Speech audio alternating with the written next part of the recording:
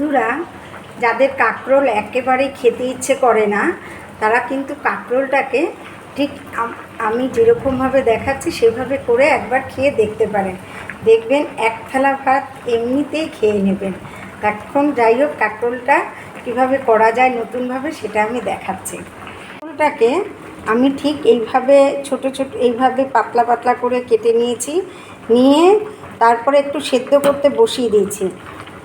একটু হালকা সেদ্ধ হবে, হালকা না মানে এমনি সেদ্ধ হবে। এইভাবে দেখবেন যে একটু সেদ্ধ হয়ে যাবে।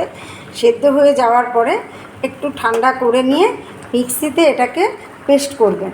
তার সাথে এই রসুন আর এই কাঁচা লঙ্কা, যে যেরকম ঝাল খায়, আমি যেহেতু 3টে কাঁকরোল নিয়েছি সেই কারণে আমি 2টো ঝাল দিয়েছি। কারণ ঝাল মানে 2টো কাঁচা লঙ্কা দিয়েছি, কারণ আমাদের বাড়িতে বেশি ঝাল খায় না কেউ, সেই কারণে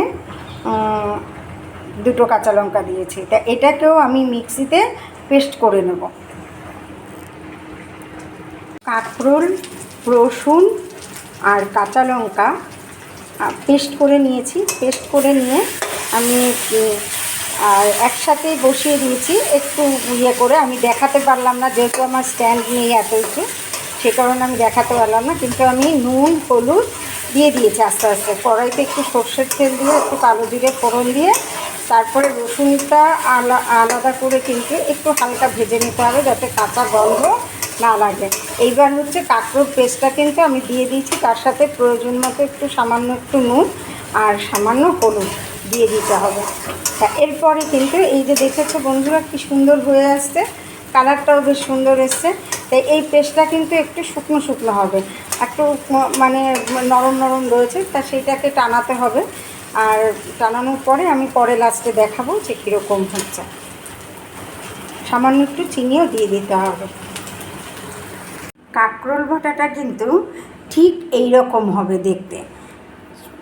দেখেছো কত সুন্দর হয়েছে? এইরকম টেনে টেনে যখন আসবে কত সুন্দর হয়েছে।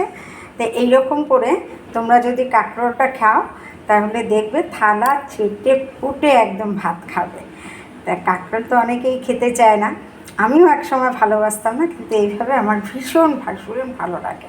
তা বন্ধুরা, তোমরাও কিন্তু খেয়ে দেখতে পারো।